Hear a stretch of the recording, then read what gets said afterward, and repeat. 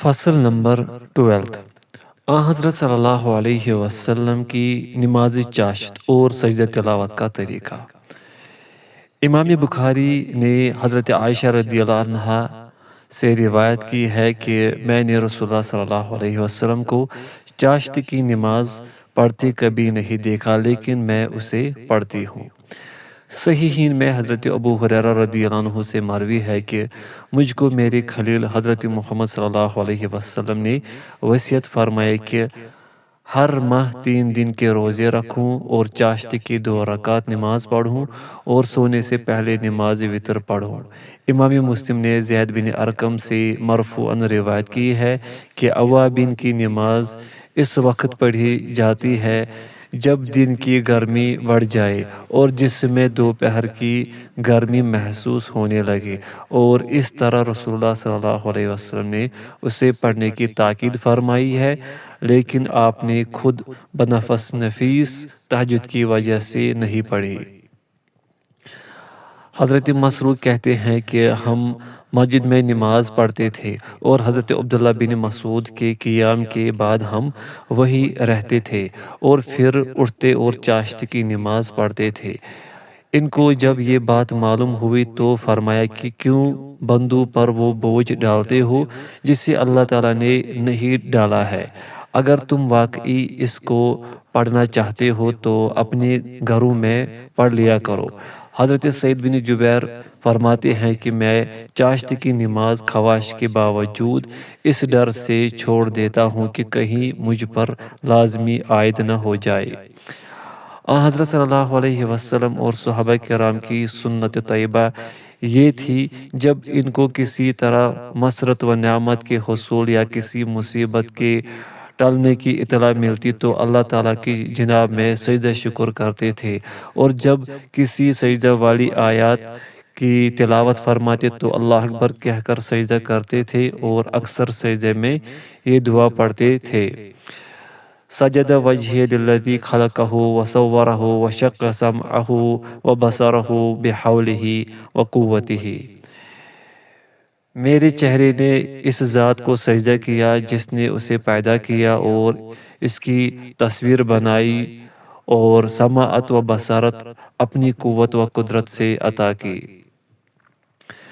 نبی کریم صلی اللہ علیہ وسلم سے یہ کہیں منقول نہیں ہے کہ آپ اس سجدے سے اٹھتے وقت تکبیر کہتے تھے یا تشہد پڑھتے یا سلام پھیرتے تھے، اور یہ ثابت ہے کہ آپ صلی اللہ علیہ وسلم نے سورہ الف لام میم، التنزیل اور صاد اور اقرا اور النجم اور اذا السماء انشقت میں سجدہ کیا ہے۔ ابو داؤد نے حضرت عمر بن عاص رضی اللہ عنہ سے روایت ہے کہ رسول اللہ صلی اللہ علیہ وسلم نے سجدہ کے 15 مقامات بتائے ہیں، ان میں سے 3 مفصل چھوٹی سورتوں میں ہیں اور 2 سجدے سورہ حج میں ہیں۔ حضرت ابن عباس رضی اللہ عنہ کی جس حدیث میں یہ مذکور ہے کہ آپ نے مدینہ منورہ تشریف لے جانے کے بعد مفصل صورتوں میں سجدہ نہیں کیا، وہ ضعیف ہے۔ اس حدیث کی سند میں ابو قدام الحارث ابن عبید نامی ایک راوی ہے جو غیر معتبر ہے۔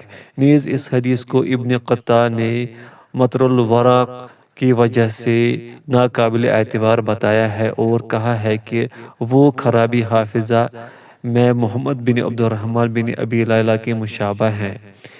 امام مسلم کا ان احادیث کا ذکر کرنا کوئی عیب کی بات نہیں، کیونکہ امام صاحب نے انہی احادیث کا ذکر کیا ہے جن کے محفوظ ہونے کا یقین ہوا، جس طرح بہت سے ثقہ و معتبر راویوں کی ان حدیثوں کو چھوڑ دیا جن میں غلطی کا علم ہو گیا تھا۔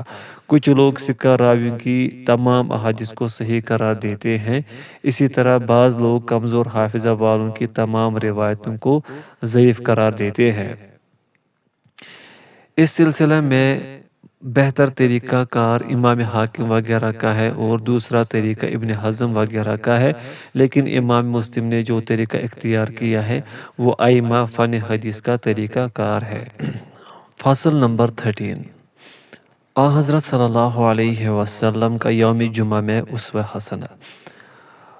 رسول اللہ صلی اللہ علیہ وسلم سے ثابت ہے کہ آپ نے فرمایا کہ ہم سے پہلی قومیں یوم جمعہ کے متعلق بھٹک گئے۔ یہودیوں نے سنیچر کا دن اور عیسائیوں نے اتوار کا دن اپنے لیے اختیار کر لیا۔ پھر اللہ تعالیٰ ہمیں لایا اور جمعہ کے دن کی طرف ہماری رہنمائی فرمائی۔ اس طرح ترتیب یوں ہو گئی: جمعہ، سنیچر اور اتوار۔ چنانچہ وہ لوگ قیامت کے دن ہم سے پیچھے ہوں گے۔ ہم دنیا میں بعد میں ہیں لیکن قیامت کے دن آگے آگے ہوں گے اور ہمارے فیصلے تمام مخلوق سے پہلے ہوں گے۔ امام ترمذی نے حضرت ابو ہریرہ رضی اللہ عنہ سے ایک صحیح حدیث مرفوعاً روایت کی ہے کہ آپ نے فرمایا، سب سے بہترین دن جمعہ کا دن ہے۔ اس دن اللہ تعالیٰ نے حضرت آدم کو پیدا فرمایا، اسی دن وہ جنت میں داخل ہوئے اور اسی دن نکالے گئے، اور قیامت بھی جمعہ کے دن ہی آئے گی۔ اسے معطا نے روایت کیا ہے۔ امام ترمذی نے ان الفاظ کے ساتھ بھی اس حدیث کو صحیح قرار دیا ہے۔ وہ سب سے بہتر دن ہے۔ اسی دن آدم علیہ السلام پیدا کیے گئے، زمین پر اتارے گئے، ان کی توبہ قبول ہوئی اور ان کی وفات ہوئی، اور اسی دن قیامت آئے گی۔ جنات اور انسان کے سوا کوئی جاندار ایسا نہیں جو جمعہ کے دن قیامت کے ڈر سے خائف و ترسا نہ ہو۔ اس میں ایسی مبارک گھڑی بھی آتی ہے کہ جب کوئی مسلمان نماز پڑھتے ہوئے اللہ تعالیٰ سے دعا کرتا ہے تو وہ اسے عطا کرتا ہے۔ کعب نے دریافت کیا کہ کیا یہ ہر سال ہوتا ہے؟ تو میں نے کہا نہیں، بلکہ ہر جمعہ کو۔ پھر انہوں نے تورات کھول کر پڑھی اور کہا کہ رسول اللہ صلی اللہ علیہ وسلم نے سچ فرمایا۔ حضرت ابو ہریرہ رضی اللہ عنہ بتاتے ہیں، پھر میں عبداللہ بن سلام سے ملا تو میں نے ان کے سامنے حضرت کعب کی مجلس اور واقعہ کا تذکرہ کیا تو انہوں نے کہا کہ میں جانتا ہوں وہ کون سی گھڑی ہے۔ میں نے عرض کیا پھر مجھے بھی بتا دیجئے۔ چنانچہ انہوں نے فرمایا یہ جمعہ کے دن کی آخری گھڑی ہے۔ میں نے عرض کیا وہ کس طرح؟ جب کہ نبی کریم صلی اللہ علیہ وسلم نے فرمایا کہ اس گھڑی میں کوئی مسلمان نماز پڑھتے ہوئے اللہ تعالیٰ سے دعا کرے گا تو اللہ تعالیٰ اس کی دعا ضرور قبول کرے گا۔ حضرت ابن سلام نے فرمایا، کیا رسول اللہ صلی اللہ علیہ وسلم نے یہ نہیں فرمایا کہ جو کسی جگہ بیٹھے اور نماز کا انتظار کر رہا ہو تو نماز پڑھنے تک گویا وہ نماز ہی میں مشغول رہا؟ مسند احمد میں ابو ہریرہ رضی اللہ عنہ کی حدیث کے الفاظ یہ ہیں: نبی کریم صلی اللہ علیہ وسلم سے کہا گیا کہ کس وجہ سے اس دن کا نام جمعہ رکھا گیا؟ آپ نے فرمایا اس لیے کہ اس دن تمہارے باپ حضرت آدم علیہ السلام کی مٹی کو شکل دی گئی اور اسی دن فنا اور حشر ہوگا اور گرفت ہوگی۔ اسی میں 3 آخری گھڑیاں ہیں جن میں سے ایک گھڑی ایسی ہے کہ اس میں جو دعا بھی کی جائے گی قبول ہوگی۔ ابن اسحاق نے عبد الرحمن بن کعب بن مالک سے نقل کیا ہے، انہوں نے کہا کہ میرے والد جب نابینا ہو گئے تو میں ان کو لے کر نماز جمعہ کے لیے جاتا تھا۔ جب وہ جمعہ کی اذان سنتے تو اسد بن زرارہ کے لیے دعائے استغفار کرتے۔ میں نے دریافت کیا کہ آپ ہر جمعہ کی اذان سنتے ہیں تو اسد بن زرارہ کے لیے دعائے استغفار کیوں کرتے ہیں؟ انہوں نے فرمایا کہ اے میرے بیٹے، اسد بن زرارہ پہلے شخص ہیں جنہوں نے مدینہ میں رسول اللہ صلی اللہ علیہ وسلم کی تشریف آوری سے پہلے ہم لوگوں کو حزم نیبت کے بنی بیاضہ کے محلے حزم نیبت کے غالباً ہی ہے کہ بنی بیاضہ کے محلے میں جمعہ پڑھایا جو کہ نقی خدمات میں واقع تھا۔ میں نے پوچھا آپ کی تعداد کتنی تھی؟ انہوں نے کہا 40۔ امام بیہقی کہتے ہیں یہ حدیث حسن اور صحیح الاسناد ہے۔ پھر رسول اللہ صلی اللہ علیہ وسلم مدینہ تشریف لائے اور قباء میں دوشنبہ، منگل، بدھ اور جمعرات تک قیام پذیر ہو کر مسجد قباء کی بنیاد ڈالی۔ پھر وہاں سے جمعہ کے دن روانہ ہوئے اور جب بنی سالم بن عوف کے علاقے میں پہنچے تو جمعہ کی نماز کا وقت ہو گیا۔ آپ نے وادی کے اندر واقع مسجد میں جمعہ کی نماز ادا فرمائی۔ یہ جمعہ مسجد نبوی کی تعمیر سے قبل پڑھا گیا تھا۔ ابن اسحاق فرماتے ہیں کہ حضرت صلی اللہ علیہ وسلم نے جو پہلا خطبہ دیا وہ مجھے ابو سلمہ بن عبد الرحمن کے واسطے سے پہنچا۔ ہم اللہ تعالیٰ کی پناہ چاہتے ہیں کہ رسول اللہ صلی اللہ علیہ وسلم کی طرف ایسی بات منسوب کرے جو آپ نے نہ فرمائی ہو۔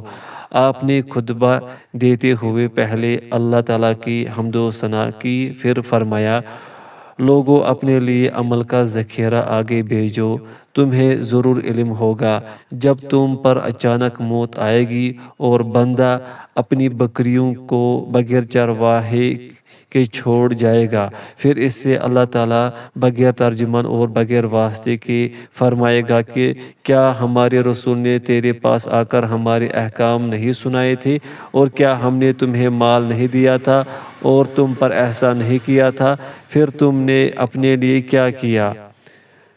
وہ دائیں بائیں نظر ڈالے گا تو کچھ نہ دیکھ سکے گا، پھر آگے دیکھے گا تو جہنم کے علاوہ کچھ نہ دیکھے گا۔ اس لیے جو شخص اپنے آپ کو جہنم سے بچا سکے، کھوا کھجور کے ٹکڑے ہی سے تو ضرور بچا لے۔ جس کے پاس یہ بھی نہ ہو تو اچھی بات ہی بولے، اس لیے کہ اس سے بھی نیکی کا 10 گنا سے 700 گنا تک ثواب ملتا ہے۔ والسلام علیکم ورحمۃ اللہ وبرکاتہ۔ ابن اسحاق کہتے ہیں کہ پھر رسول اللہ صلی اللہ علیہ وسلم نے دوسری مرتبہ خطبہ دیتے ہوئے فرمایا، سب تعریف اللہ کے لیے ہیں، اس کی تعریف کرتا ہوں اور اس سے مدد چاہتا ہوں، اور اپنی جانوں کے شر سے اور اپنے برے اعمال سے اللہ کی پناہ چاہتے ہیں۔ جسے اللہ تعالیٰ دے اسے کوئی گمراہ کرنے والا نہیں، اور جسے وہ گمراہ کرے اسے کوئی ہدایت دینے والا نہیں۔ میں گواہی دیتا ہوں کہ اللہ کے سوا کوئی معبود نہیں، وہ تنہا ہے، اس کا کوئی شریک نہیں۔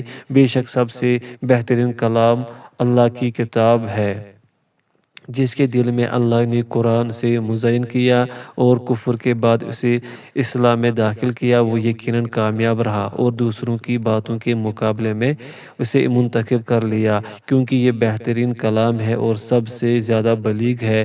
جس سے اللہ محبت رکھے تم بھی اس سے محبت کرو، اپنے دل کی ساری محبت اللہ کے لیے کر دو۔ اللہ کی کلام اور اس کے ذکر سے نہ اکتاؤ، تمہارے قلوب اس کے متعلق کھوٹے نہ ہو جائے، کیونکہ اللہ تعالیٰ نے اسے بہترین عمل اور صالح ترین کلام کا نام دیا ہے، اور اس میں تمام حلال و حرام جو انسانوں کو بتلائے گئے موجود ہے۔ لہٰذا اللہ تعالیٰ کی عبادت کرو اور اس کے ساتھ ذرا بھی شرک نہ کرو، اور اس سے کما حقہ ڈرو، اور جو بات تم اپنے منہ سے نکالتے ہو اس کے بہتر الفاظ سے اللہ کی تصدیق کرو، اور اللہ کی رحمت سے آپس میں محبت کرو۔ بے شک اللہ تعالیٰ اس پر ناراض ہوتا ہے کہ اس کا وعدہ توڑا جائے۔ والسلام علیکم ورحمۃ اللہ۔ فصل نمبر 14، یوم جمعہ کی عظمت اور فضیلت کا بیان۔ نبی کریم صلی اللہ علیہ وسلم اس دن یوم جمعہ کو بڑی عظمت و شرف سے دیکھا کرتے تھے اور اسے چند خصوصیات سے مخصوص کیا کرتے تھے۔ چنانچہ اس دن کی فجر کی نماز میں الف لام میم سجدہ اور هل أتى على الإنسان پڑھا کرتے تھے، کیونکہ یہ صورتیں ایسے مضامین پر مشتمل ہیں جو اس دن ہوئے یا آئندہ واقع ہوں گے۔ دوسری خصوصیت یہ ہے کہ جمعہ کے دن اور اس کی شب میں نبی کریم صلی اللہ علیہ وسلم پر کثرت سے درود و سلام بھیجنا مستحب ہے، کیونکہ اس امت کو دینی و دنیاوی ہر طرح کی بھلائی آپ ہی کے ذریعے ملی ہے، اور سب سے بڑی عزت بھی انہیں اسی دن ملے گی، کیونکہ امت کو جنت میں اسی دن ان کے محلات اور منازل کی طرف بھیجا جائے گا اور داخلہ کے بعد اسی دن مزید نعمتوں سے نوازے جائیں گے۔ قیامت کے دن اللہ کا قرب اور انعام میں کثرت جمعہ کے دن امام سے قرب اور نماز جمعہ میں سبقت حاصل کرنے والوں کے لیے ہے۔ تیسری خصوصیت جمعہ کے دن غسل کرنا اور اس کی بڑی تاکید آئی ہے۔ عضو خاص کو چھونے، نک سیر پھوٹنے اور قے ہونے پر وضو کے وجوب اور آخری تشہد میں نبی کریم صلی اللہ علیہ وسلم پر درود پڑھنے کے وجوب سے زیادہ واجب جمعہ کا غسل ہے۔ چوتھی خصوصیت، جمعہ کے دن خوشبو لگانا، مسواک کرنا ہے۔ جمعہ کے دن ان کا اہتمام دوسرے دنوں سے زیادہ افضل ہے۔ اس طرح نماز جمعہ کے لیے سویرے نکلنا، اللہ کے ذکر میں مشغول ہونا اور امام کے آنے تک نماز وغیرہ میں مصروف رہنا اس دن کی خصوصیات ہیں۔ پانچویں خصوصیت، خطبہ کے دوران خاموشی اختیار کرنا، سورہ جمعہ، منافقون، سبح اسم کا اور سورہ غاشیہ کی قرات کرنا ہے۔ چھٹی خصوصیت، جمعہ کے دن اچھا لباس زیب تن کرنا ہے۔ ساتویں خصوصیت، جمعہ کے لیے پیدل جانے والے کو ہر قدم کے بدلے 1 سال کے روزے اور قیام اللیل کا اجر ملتا ہے۔ آٹھویں خصوصیت یہ ہے کہ اس دن گناہ معاف کیے جاتے ہیں۔ نویں خصوصیت یہ ہے کہ اس دن ایک ایسی گھڑی ہے جس میں دعائیں قبول ہوتی ہیں۔ جب رسول اللہ صلی اللہ علیہ وسلم جمعہ کا خطبہ دیتے تو آپ کی آنکھیں سرخ ہو جاتی، آپ کی آواز بلند ہو جاتی اور آپ پر جلال کی کیفیت طاری ہو جاتی، جیسے کوئی حملہ سے ڈرا رہا ہو اور کہہ رہا ہو کہ لوگو، دشمن صبح و شام میں تم پر ٹوٹ پڑنے والا ہے۔ نیز آپ کی عادت مبارکہ خطبہ مختصر دینے اور نماز طویل کرنے کی تھی، اور اما بعد کہنے کے بعد خطبہ شروع فرماتے اور صحابہ کرام کو اسلام کی بنیادیں اور شریعت کے قوانین سکھلاتے، اور جب کبھی کسی کام کے حکم یا ممانعت کی ضرورت ہوتی تو آپ خطبہ میں بتا دیتے یا منع کر دیتے۔ جیسا کہ خطبہ دیتے وقت ایک صحابی مسجد میں داخل ہوئے تو آپ صلی اللہ علیہ وسلم نے فرمایا، 2 رکعت نماز پڑھ لو۔ خطبہ میں وقت کے تقاضے اور ضرورت کے مطابق تقریر فرماتے۔ جب کسی کو آپ ضرورت مند یا بھوکا دیکھتے تو صحابہ کرام کو صدقے کا حکم دیتے اور اس کی ترغیب دیتے تھے۔ خطبہ میں آپ دعا میں یا اللہ تعالیٰ کا ذکر کرتے ہوئے شہادت کی انگلی سے اشارہ کرتے تھے۔ جب بارش کی ضرورت ہوتی تو خطبہ میں اس کے لیے دعا کرتے تھے۔ جب لوگ مسجد میں جمع ہو جاتے تو آپ تشریف لاتے اور سلام کر کے ممبر پر تشریف لے جاتے، پھر اپنا چہرہ مبارک لوگوں کی طرف کر لیتے اور لوگوں کو سلام کرتے۔ پھر حضرت بلال اذان دیتے۔ اذان کے بعد آپ صلی اللہ علیہ وسلم کھڑے ہو کر خطبہ دیتے اور کمان یا عصا پر ٹیک لگائے رکھتے۔ آپ صلی اللہ علیہ وسلم کے ممبر میں 3 سیڑھیاں تھیں۔ ممبر بننے سے پہلے آپ ایک کھجور کے تنے کے ساتھ ٹیک لگایا کرتے تھے، اور یہ ممبر مسجد کے درمیان میں نہیں بلکہ مغربی سمت میں اس طرح رکھا گیا تھا کہ اس کی اور دیوار کے بیچ بکری گزرنے بھر کی جگہ تھی۔ جب جمعہ کے علاوہ اس پر بیٹھتے یا جمعہ کے دن خطبہ دینے کے لیے کھڑے ہوتے تو صحابہ کرام اپنا رخ آپ کی طرف کر لیتے تھے۔ آپ کھڑے ہو کر خطبہ دیتے، پھر کچھ دیر بیٹھ جاتے، پھر کھڑے ہو کر دوسرا خطبہ دیتے۔ جب آپ خطبہ سے فارغ ہو جاتے تو حضرت بلال اقامت کہتے تھے۔ آپ صلی اللہ علیہ وسلم لوگوں کو قریب ہو جانے اور خاموش رہنے کا حکم دیتے اور یہ فرماتے کہ اگر کوئی شخص اپنے پاس بیٹھے ساتھی سے یہ کہے کہ خاموش ہو جاؤ تو اس نے بھی ایک لغو حرکت کی اور اپنا جمعہ خراب کیا۔ جمعہ کی نماز سے فارغ ہو کر آپ گھر تشریف لے جاتے تھے اور 2 رکعت سنت ادا فرماتے تھے۔